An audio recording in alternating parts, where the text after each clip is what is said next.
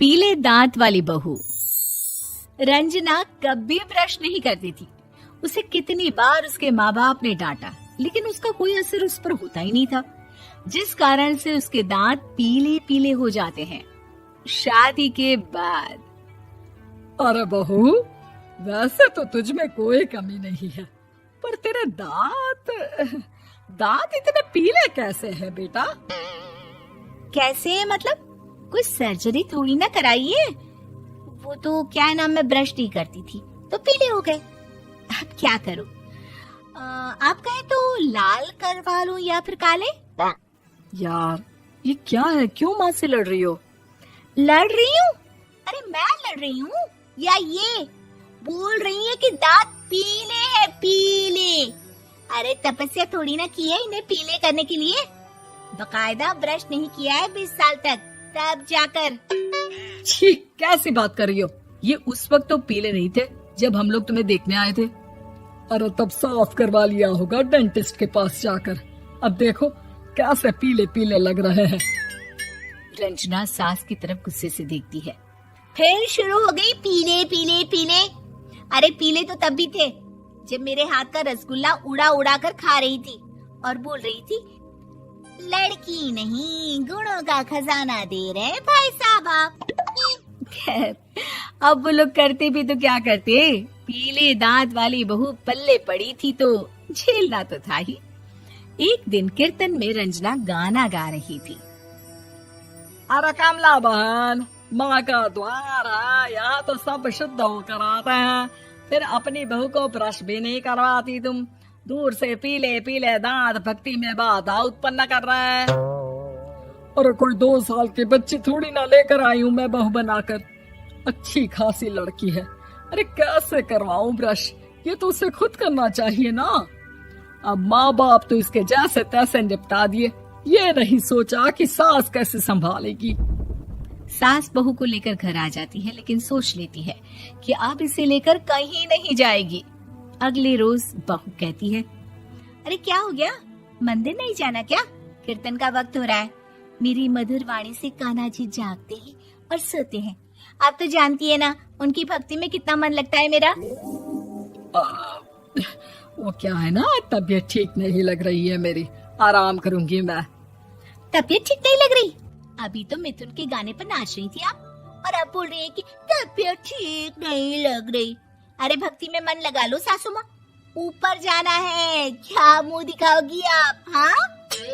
सास को बहू की बात पर गुस्सा आ जाता है। मैं क्या मुंह दिखाऊंगी, इसकी चिंता तो ना कर, समझी?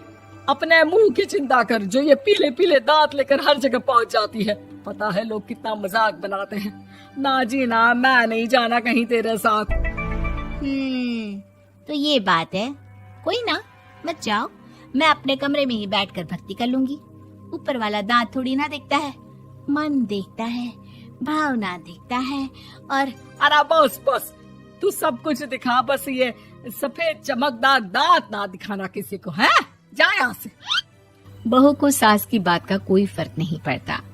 वो तो जैसी थी वैसी ही रह जाती है। सुबह नहाकर किचन में खाना बनाना, फिर खाना खाना, कीर्तन भजन करना और सो जाना। एक दिन, माँ जी मैं सहेली के घर जा रही हूँ, शाम को लेट आऊंगी। हाँ, तो जाना, मैंने कौन सा तेरी आरती करनी है घर पर बैठकर। रंजना सहेली के घर जाती है, जहाँ वो पार्टी में जाने की तैयारी कर रही होती है। अरे शिखा, कहाँ जाने की तैयारी कर रही है? मैं गलत वक्त पर आ गई क्या? अरे नहीं यार, उल्टा सही वक्त पर आई है। मैंने ये साड़ी और ज्वेलरी निकाली है यार, शाम को इनके ऑफिस की एक पार्टी में जाना है। बताना कैसा लग रहा है ये सब? नहीं यार, इस ड्रेस के साथ तो वो वाली ज्वेलरी अच्छी लगेगी। हाँ, सही बोल रही है, मैंने ध्यान ही नहीं दिया। वैसे तो हमेशा से मस्त फैशन सेंस रखती है। तो बड़ा जाती होगी ना पति के साथ पार्टी में।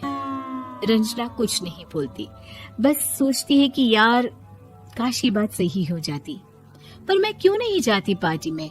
क्या इन लोगों की कोई पार्टी होती नहीं होगी? रंजना घर आती है और रात में पति से सवाल करती है, एक बात बताइए, आप मुझे किसी पार्टी में क्यों नहीं ले जाते? क्या आपकी यहाँ ऑफिस में पार्टी नहीं होती? पति बेचारा क्या कहता कि दांत पीले हैं तुम्हारे इसलिए।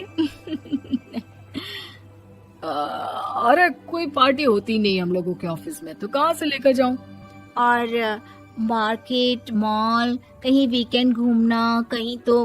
अरे यार सारे हफ्ते में एक छुट्टी मिलती है, तो सोचता हूँ कि आराम ही कर लूं। क्यों? रंजना मन मार के रह जाती है। पहले कभी सास के साथ मंदिर जाया करती थी, लेकिन वो भी सास ने ले जाना बंद कर दिया।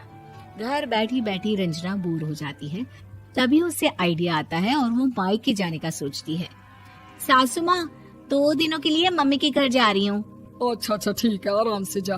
और हाँ, माँ से कुछ अच्छी आदत सीख कर आना कि कैसे शरीर के हर भाग की तरह दांतों की सफाई भी जरूरी होती है, समझी? शुरू हो गई ना आप। वो लोग आपकी तरह नहीं है कि छोटी छोटी बात का बतंगड़ बना दे। उन लोगों के लिए मैं मायने रखती हूँ, ना कि मेरे पीले पीले दांत। रंजना माँ को बिना बताए उन लोगों को सरप्राइज देती है, लेकिन जैसे ही वो दरवाजे पर पहुंचती है, अंदर देखती है कि घर वाले कहीं जा रहे होते हैं। अब माँ, काश रंजना दीदी के दांतों वाली प्रॉब्लम नहीं होती, तो वो भी हम लोगों के साथ चलती ना बुआ जी की बेटी की शादी में। हाँ बेटा, लेकिन अब उसे कौन समझाए कि उसको उसके पीले दांत नहीं दिखते, लेकिन उसके आसपास के लोगों को कितना एम्बैरेसिंग फील कराते हैं। मुझे तो कितनी बार उसके स्कूल की टीचर ने शिकायत की कि उसके साथ कोई लड़की बैठना भी नहीं चाहती, और ना ही कॉलेज में कोई उससे बात करना चाहता था। लेकिन पता नहीं क्यों उसे ये बात समझ में ही नहीं आती। कोई कमी नहीं है उस लड़की में, बस यही कि दांत पीले हैं। वो तो भला हो जीजा जी और उनकी माँ का, जो दीदी को जैसी है वैसे ही रखा हुआ है।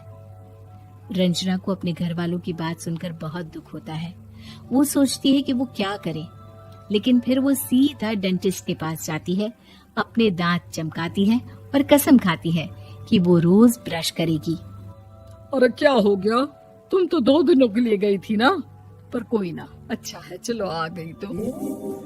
रंजना सास के सामने आकर खड़ी हो जाती है और पूरी स्माइल करती है, उसके चमकदार दांतों को दिखाती हुई। है? चले मंदिर। माँ, मुझे माफ कर दीजिए, मैंने आप लोगों को बहुत एम्बैरेसिंग फील करवाया। मैं आज से रोज ब्रश करूंगी।